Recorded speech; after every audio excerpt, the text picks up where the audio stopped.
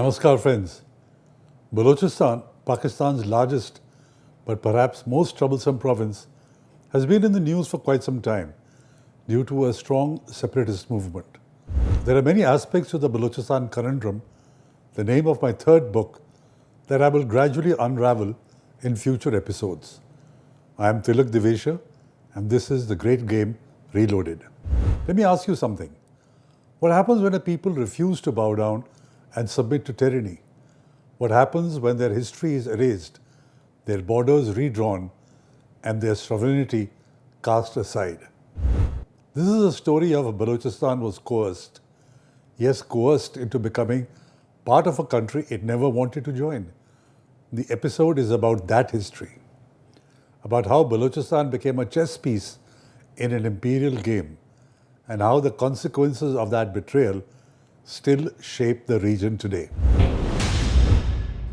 As Tsarist Russia pushed deeper into Central Asia in the 19th century, the British feared a direct confrontation on the subcontinent. Their answer? Create distance, buffer zones, protectorates, layers of control. This was the origin of the so-called frontier of separation as opposed to the frontier of contact, a zone between the British Empire and the Russian Bear. To implement this, the British devised a unique concept of the threefold frontier. The first frontier was the directly administered territory of British India, governed by British law, bureaucracy, and British authority, like Sindh. The second frontier was areas like the princely state of Kalat, technically autonomous but under indirect British control. The third frontier was the outer rim, no defined borders but within British influence, forming the empire's final shield against Russian advances.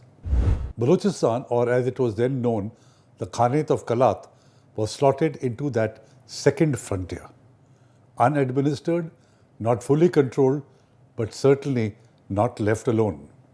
From 1839 to 1876, the British followed a policy of limited interference, a closed border policy. They spied, they schemed, but they didn't stay. That changed under Captain Robert Sandman. He brought with him the forward policy, a shift from watching to controlling. Officially, Britain still respected Kalat's independence. Unofficially, it began shaping its internal affairs, managing conflicts, establishing a presence, and preparing for what would come next. To secure their empire, the British began slicing Balochistan apart, often with zero regard for its geography, history, or people. In 1871, the Goldsmith Line handed over roughly a quarter of Kalat's territory to Persia. In 1894, the Durand Line assigned a northern strip to Afghanistan. More adjustments followed in 1896 and 1905, each one eroding Balochistan further. This wasn't just cartography, it was imperial strategy, placating neighboring regimes to counter Russian pressure. The Baloch? They were never consulted, they were never considered.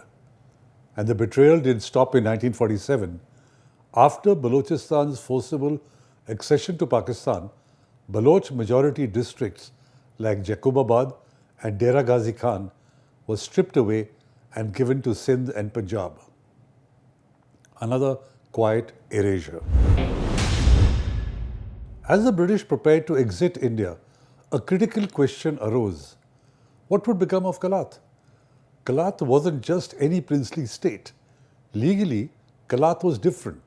Its ties to British India were based on a unique 1876 treaty, one that explicitly respected its sovereignty.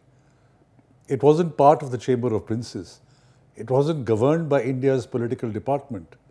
In fact, Kalat, along with Nepal, Bhutan, and Sikkim, fell under the External Affairs Department. In other words, it was treated as a separate entity, not part of India. So when partition became imminent, the Khan of Kalat, Mir Ahmad Yar Khan, announced that Kalat would be independent. At a Delhi Round Table conference, On 4th August 1947, attended by Lord Mountbatten, Jinnah and Kalat's representatives, this independence was formally acknowledged.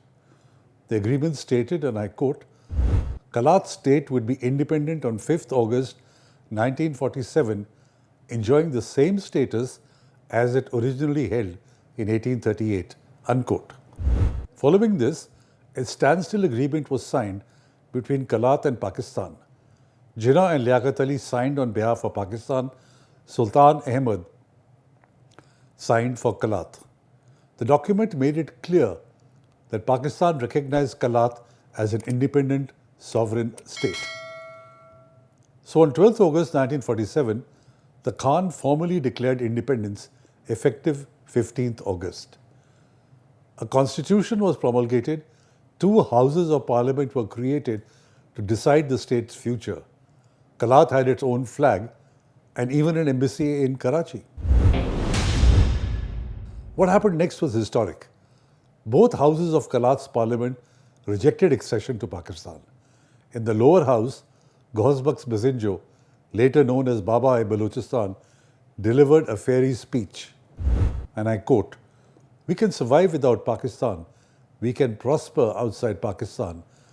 But what would Pakistan be without us?" He added, "If Pakistan wants friendship, we offer it. But if we are forced to submit, every Baloch son will rise to defend his freedom." Unquote.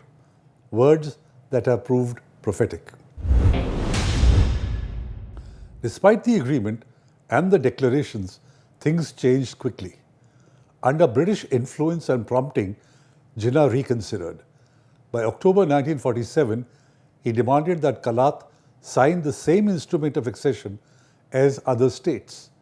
When the Khan hesitated, plans for invasion were drawn up. On 27th March 1948, Pakistan's military entered Kalat. The Khan, under pressure, signed the instrument of accession accepted by Jinnah on 30th March 1948.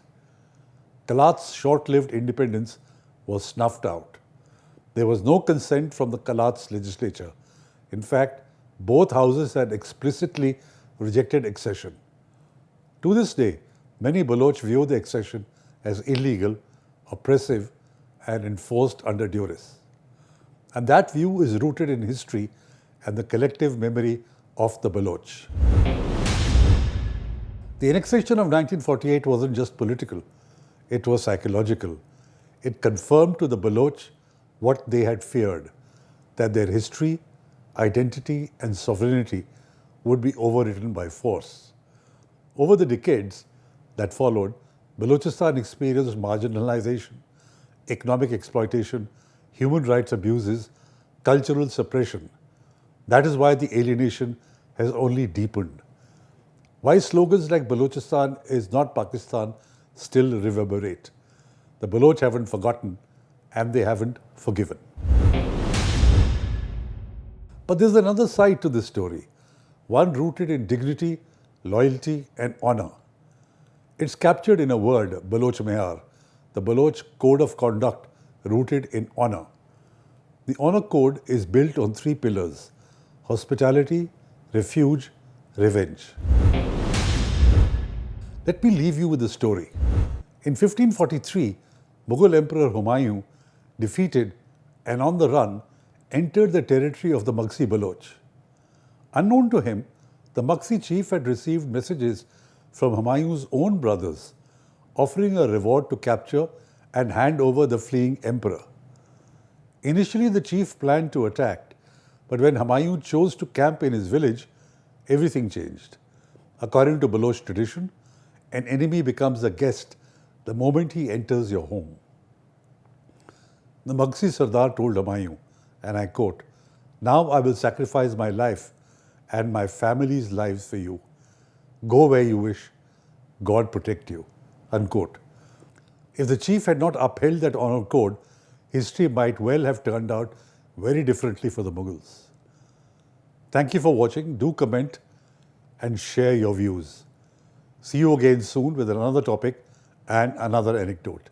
Till then, I am Tilak Devasher. Namaskar and Jai Hind.